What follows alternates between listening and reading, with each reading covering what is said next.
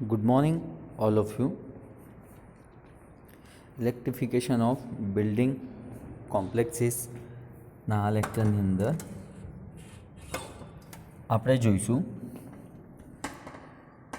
Single line diagram અથવા તો જે બ્લુ પ્રિન્ટ્સ બનાવવામાં આવે છે અથવા બ્લુ પ્રિન્ટ્સને સ્ટડી કરાવવામાં આવે છે તેનું ઇમ્પોર્ટન્સ તથા કઈ રીતે સૌથી સરળ રીતે મલ્ટીલાઇન ડાયાગ્રામ સિંગલ લાઇન ડાયાગ્રામને સ્ટડી કરવામાં આવે છે. ઓકે, સેકન્ડ યુનિટ છે electrification of multi storage building. આ યુનિટની અંદર આપણે જુદા જુદા વાયરિંગ લેઆઉટ્સ ઇલેક્ટ્રિકલ ઇન્સ્ટોલેશનના જોવાના છે.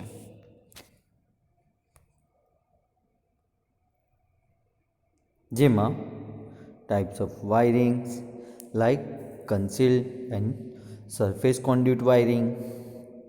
કન્સીલ્ડ વાયરિંગ મોસ્ટલી તમે આજના ઘરોમાં વપરાતું વાયરિંગ છે, જ્યાં તમને વાયરિંગ અંદરની બાજુમાં કન્સ્ટ્રક્શન સાઇટ્સની અંદરની બાજુમાં કરેલું દેખાય છે. જ્યારે સરફેસ કોન્ડ્યુટ વાયરિંગ એ અમુક જગ્યાએ ટેમ્પરરી ઇન્સ્ટોલેશન્સ હોય અથવા જેના માટે યુઝ થાય છે કે જેથી લોડની રિક્વાયરમેન્ટ ઓછી હોય અને તે જગ્યાએ સરફેસ કોન્ડ્યુટ અથવા તો વાયરિંગની સરળતા રાખવી હોય તે જગ્યાએ પણ સરફેસ કોન્ડ્યુટ વાયરિંગ યુઝ થતી હોય છે. ત્યારબાદ નંબર ઓફ સર્કિટ કેલ્ક્યુલેશન્સ. આ ટૉપિક આપણે વાયરિંગ એસ્ટિમેશન એન્ડ કોસ્ટિંગની અંદર જોઈ ગયા છીએ, જે 5th સેમની અંદર આવતો હતો. ત્યારબાદ ફ્લોર વાઇઝ એસ્ટિમેશન્સ ઓફ મટીરિયલ. તમારે કોઈ પ્રીમાઇસીસનું અથવા કોઈ બિલ્ડિંગનું વાયરિંગ એસ્ટિમેશન કર્યા પછી ફ્લોર વાઇઝ મટીરિયલ કેટલું યુઝ થશે તે કેલ્ક્યુલેશન કરવું હોય તો તેના માટે floor wise estimation of material requirements. Then specification of wiring materials and accessories. Single line diagram પરથી તમને આઈડિયા આવી જવી જોઈએ કે વાયરિંગ મટીરિયલ્સનું સ્પેસિફિકેશન કેટલું રહેવું જોઈશે. એક એક્ઝામ્પલ માટે તમને કહું, સપોઝ 63 એમ્પિયરની એમસીબી માટે તમારે કેટલા એમ્પિયરનો કેબલ યુઝ કરવો. જો તમારે મેઇન 3 ફેઝ પાવરમાં 63 એમ્પિયરની એમસીબી યુઝ થતી હોય અથવા તો વપરાતી હોય તો તમને અંદાજ કઈ રીતે આવે કે મારે કેટલા સ્ક્વેર એમએમનો કોપર કેબલ યુઝ કરવો. તો તેના માટે હંમેશા એક થંબ રૂલ યાદ રાખવો કે 1 સ્ક્વેર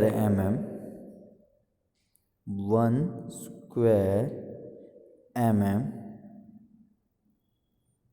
equals to 8 ampere.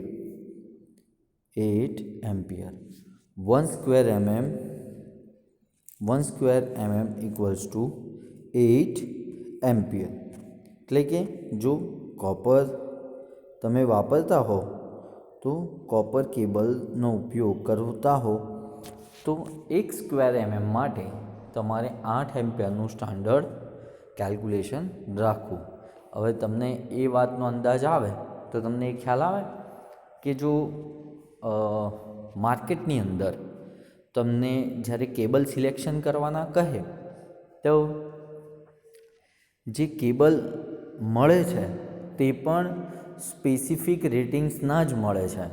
જેમ કે તમે કોઈ પ્લગ અથવા સ્વિચ લેવા જાઓ તો તમને પૂછે છે 5 એમ્પિયર, 16 એમ્પિયર કે પછી 25 એમ્પિયર, 32 એમ્પિયર, 40 એમ્પિયર, કેમ નહીં 27, 28, 29, 30. તો આઈએસના સ્ટાન્ડર્ડ છે, ઇન્ડિયન સ્ટાન્ડર્ડ્સ ઇલેક્ટ્રિસિટી રૂલ પ્રમાણે આ સ્ટાન્ડર્ડ્સ પ્રમાણે જ તમારે યુઝ કરવા પડે. 63 એમ્પિયરની જો એમસીબી માટે તમારે વાયરિંગ લેઆઉટ ડ્રો કરવું હોય અથવા તમારે એસ્ટિમેશન લેવું હોય મટીરિયલ્સનું, તો તમારે કટ ટુ કટ સ્ક્વેર ક્યારેય ફાઇન્ડ આઉટ કરવા નહીં. જેમ મેં તમને કીધું કે 1 સ્ક્વેર બરાબર 8 એમ્પિયર, તો આનાથી ખ્યાલ આવે કે 1.5 square 2.5 square 4 square 6 square 10 square okay. તો 10નો કેબલ અથવા 10 સ્ક્વેર નો જો તમે કેબલ લો તો કેટલા રેટિંગ માટે ચાલે? 10 સ્ક્વેર નો કેબલ 10 × 80, 80 એમ્પિયરનો લોડ એ ઇઝીલી બેર કરી શકે. તો માટે તમારે 63 એમ્પિયરની એમસીબી માટે મિનિમમ 10 સ્ક્વેર નો અથવા 10નો કેબલ યુઝ કરવાનો થાય. ખ્યાલ આવ્યો? ત્યારબાદ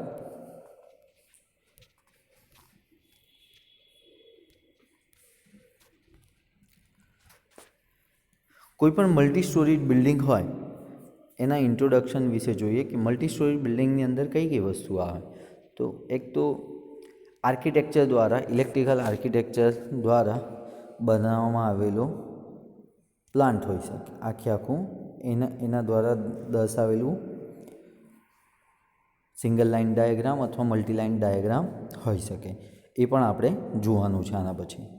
this plan is make by using standard electrical symbols. Proper જે ઇલેક્ટ્રિકલ સિમ્બોલ્સ છે તેનો ઉપયોગ કરીને આ પ્લાનને બનાવવામાં આવે છે. આ પ્લાનની અંદર કઈ કઈ વસ્તુઓ હોય? MDB, electrical points, switch boards, NDB એટલે મેઇન ડિસ્ટ્રીબ્યુશન બોર્ડ્સ. ત્યારબાદ અલગ અલગ ઇલેક્ટ્રિકલ આઉટલેટ પોઈન્ટ્સ દોરેલા હોય છે. આ યુનિટની અંદર આપણે અલગ અલગ પ્રકારની wiring system, sub circuit calculation, schedule of rates જેને SOR તરીકે ઓળખવામાં આવે છે, ખૂબ જ આઈએમપી પ્રશ્ન છે. Estimation and costing of commercial buildings, કઈ રીતે આપણે અંદાજ અને ખ્યાલ કાઢી શકીએ એસ્ટિમેશન માટે કોઈ પણ કોમર્શિયલ બિલ્ડિંગનું, તો એ પણ આપણે આ જ યુનિટની અંદર જોવાનું છે. વાયરિંગ લેઆઉટ સમજવા માટે અમુક પોઈન્ટ્સ ધ્યાનમાં લેવા જોઈએ. જેમાંનું પહેલું છે electrical architect are prepared the blueprint based on plan a building or residential flats. Electrical આર્કિટેક્ટે સૌ પહેલાં બ્લુપ્રિન્ટ તૈયાર કરાવવું જોઈએ, જે પ્રમાણે રેસિડેન્શિયલ અથવા બિલ્ડિંગનું પ્લાન છે એના પ્રમાણે. Second point, all switch, socket, layout and other load connection are shown in wiring layout. એની અંદર દરેક સ્વિચ સોકેટ લેઆઉટ સાથે અથવા બીજા કોઈ પણ પ્રકારના લોડ જો દર્શાવેલા હોય તો તેની સાથેનું વાયરિંગ કનેક્શન દર્શાવેલું હોવું જોઈએ. Third, this layout is used four technician or wireman for the help of system. આ લેઆઉટ જે તૈયાર થાય છે તે વાયરમેન અથવા ટેકનિશિયન પણ ઇઝીલી તેમને હેલ્પ થાય તેવું હોવું જોઈએ. Fourth, for layout drawing scale is 1/4 inch જેમ 1.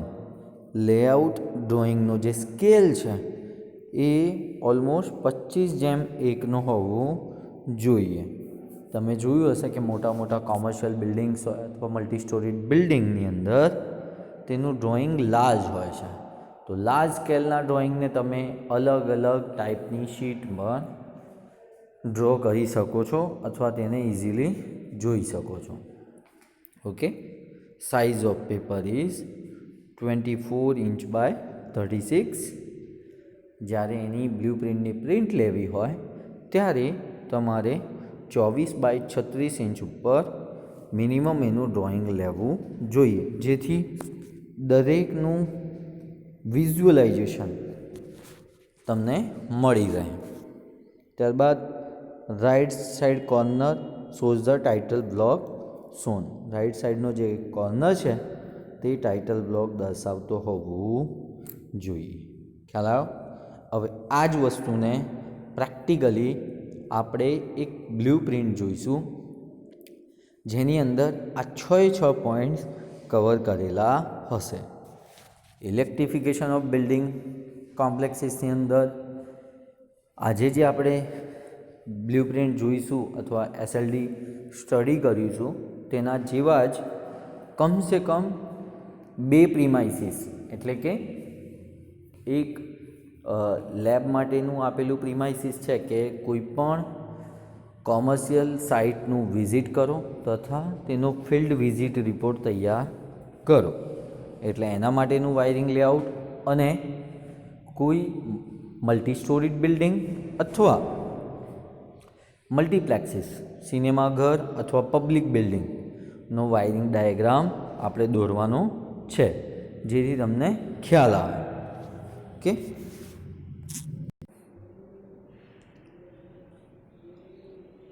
Single line diagram.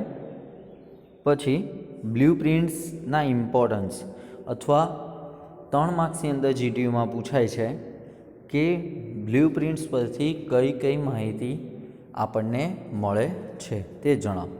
તો first, we know the building plan, size of room, number of room size, size of kitchen. Okay, known about main distribution board, switch distribution board, switchboards, lighting and fan points, other electrical points, outlets. Okay, third, electrical point installation information. Fourth, number of sub circuits. Fifth, size of switchboard, distribution board and cables. Sixth, total load current. જ્યારે entire load system અથવા system જ્યારે પૂરેપૂરી work કરશે તો total load current કેટલો રહેશે. Then material list specification, sorry this is material list. Okay, અને એનું સ્પેસિફિકેશન કે કેટલા સ્પેસિફિક સાઇઝનું. જેમ મેં તમને કેબલ માટે કહ્યું કે કેબલ સિલેક્ટ કરવા માટે તમને એ ખ્યાલ હોવો જોઈએ કે સ્વિચ કેટલા એમ્પિયરની યુઝ કરવાની છે. દેન એસ્ટિમેશન એન્ડ કોસ્ટિંગ, અંદાજ અને અંદાજ સાથેનો ભાવ. ખ્યાલ તમે જે અંદાજ કાઢ્યો છે કે સપોઝ 65,000નું મટીરિયલ છે, તો એનો અંદાજ કાઢ્યા પછી જ્યારે તમે એ મટીરિયલ પ્રોક્યોર કરો તો એનું એક કોસ્ટિંગ પત્રક, એક ભાવપત્રક તૈયાર થાય, જેનાથી યુઝરને અને ઇમ્પ્લિમેન્ટેશન કરનાર આર્કિટેક્ચરને પણ ખ્યાલ આવે. આટલા પ્રકારની ઇન્ફોર્મેશન બ્લુ પ્રિન્ટ્સ ઉપરથી આપણને મળતી હોય છે.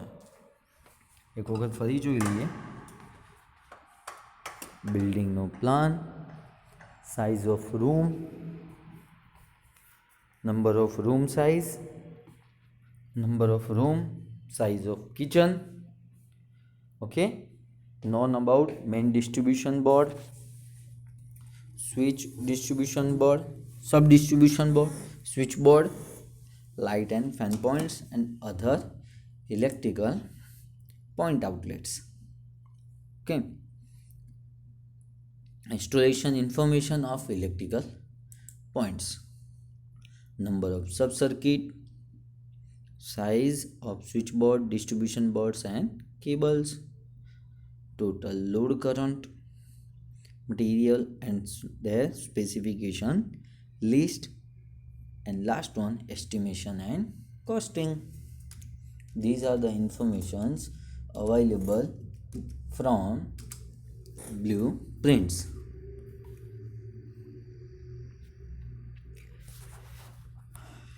કોમર્શિયલ બિલ્ડિંગનું ડિઝાઇન કન્સિડરેશન કરવા માટે કયા કયા ફેક્ટર્સ ધ્યાનમાં લેવા જોઈએ? તો તેના માટે સૌ પહેલાં ટાઈપ્સ ઓફ વાયરિંગ સિસ્ટમ. કોઈ પણ કોમર્શિયલ બિલ્ડિંગ તમારે ડિઝાઇન કરવી હોય તો તમારે પહેલાં નક્કી કરવું જોઈએ કે કયા પ્રકારનું વાયરિંગ ઇન્સ્ટોલેશન્સ થશે.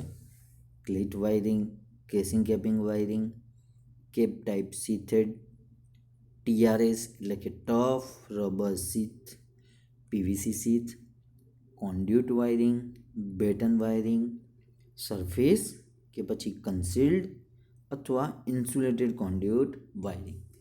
દરેક વાયરિંગના પોતપોતાના ઇમ્પોર્ટન્ટ આસ્પેક્ટ હોય છે. આ ઇમ્પોર્ટન્ટ આસ્પેક્ટની અંદર કયા પ્રકારનું વાયરિંગ યુઝ કરવાનું છે તે દર્શાવેલું હોય છે. સૌથી વધારે ચલણમાં સરફેસ એન્ડ કન્સીલ્ડ વાયરિંગ અત્યારે યુઝ થતું હોય છે. તમે કોઈ પણ કોમર્શિયલ ઇન્સ્ટોલેશનની અંદર જોશો તો સૌથી વધારે આ વાયરિંગ્સ યુઝ થયેલું દેખાય છે. ત્યારબાદ જૂના જે પણ ઓપનના જે વાયરિંગ સિસ્ટમ્સ છે તે વાયરિંગ સિસ્ટમ્સ પહેલાં યુઝમાં આવતા હતા, જે તમે 5th સેમેસ્ટરની અંદર ડિટેલમાં જોઈ ગયા છો. ઓકે, જેમાં ક્લિટની અંદર